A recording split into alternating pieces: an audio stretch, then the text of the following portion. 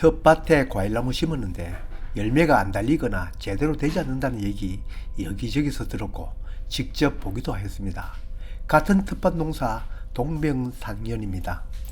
텃밭 과수도 전문 과수원 과수처럼 따라잡기 위해서는 한두 마디 말로는 안 될 것입니다. 텃밭 과수원 따라잡기 프로젝트를 7편의 영상으로 안내해드리고자 합니다. 이 7편의 영상을 마치고는 모든 분들이 과수원 과일나무처럼 재배되기를 기원드립니다.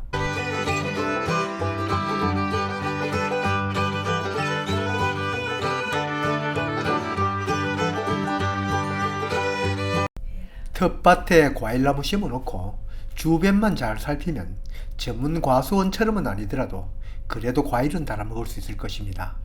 과일나무 심어놓고 자라기만 하면 거기에 과일이 열린다고 생각하고 과일나무만 믿고 있습니다. 물론 저도 그랬습니다. 이를테면 내가 오늘 사과나무를 심었다면 정확하게 표현하면 앞으로 잘 키우면 사과가 열릴 수 있는 나무를 심었다가 맞는 표현입니다. 한마디로 사과가 안 열릴 수도 있습니다.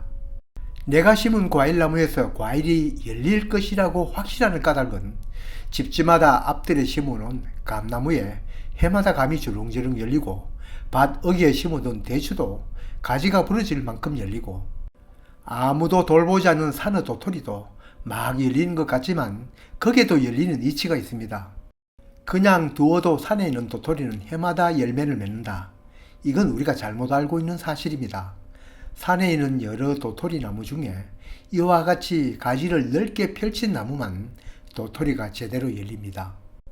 어떤 열매라도 열매가 열리는 가지는 눕혀져야 열립니다.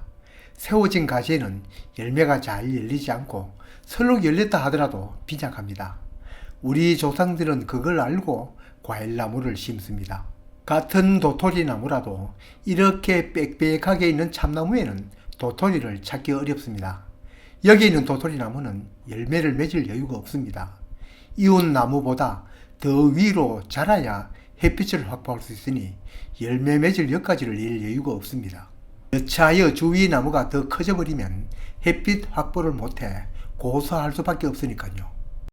마당이나 밭둑 한 켠에 심은 감나무, 비료도 안 주고 전정도 하지 않아도 어쩌다 해가름은 해도 해마다 감이 주렁주렁 열립니다. 오히려 비료를 안 주니 가지가 웃자랄 염려가 없습니다. 감뿐만 아닙니다. 호두도 자두도 살구도 대추도 심어만 놓으면 전문 농가처럼은 아니더라도 가족들이 먹을 만치는 열립니다. 그러나 텃밭에 심은 과일나무는 이처럼 열리지는 않는 곳이 많을 겁니다. 묘목이 다른 것이 아니라 열매가 달리는 이치는 모르고 욕심만 앞서기 때문입니다. 나무 그루수가 많으면 생산량이 많고 비료를 많이 주면 빨리 자라서 탐스러운 과일이 열린다고 생각합니다. 그래서 좁은 터에 비 좋게 심고 퇴비이다 유박이다 비료이다 듬뿍 줍니다. 심은 간격도 간격이지만 한 나무에 이렇게 가지가 빽빽하게 나면 햇빛도 들지 않고 통풍도 되지 않습니다. 이런 가지에는 과일은커녕 잎도 나지 않습니다. 아니 나왔던 잎도 떨어집니다. 열매를 맺기는커녕 가지조차 살 수가 없고 종래는 나무 전체가 고사합니다. 이치를 모르는 분은 나무에 양분이 부족하다고 더욱더 거름을 줍니다. 과수는 물론 모든 식물은 햇빛떡으로 살아갑니다. 그 옛날 할아버지 아버지가 심은 감나무, 대추나무 이들은 한 그루만 심었거나 많아도 두 그루 그것도 충분히 간격을 두어 심으니 나뭇가지가 충분히 옆으로 퍼져 햇빛을 고루 받기 때문입니다. 암소가 따르는 은행나무도 순나무는 위로만 크는데 열매가 열리는 암나무는 옆으로 퍼져 자랍니다. 한 나무에서 열매가 달리는 가지는 옆으로 나고 그것도 젓가락처럼 가느다랍니다. 세워진 가지는 열매가 맺히지 않습니다.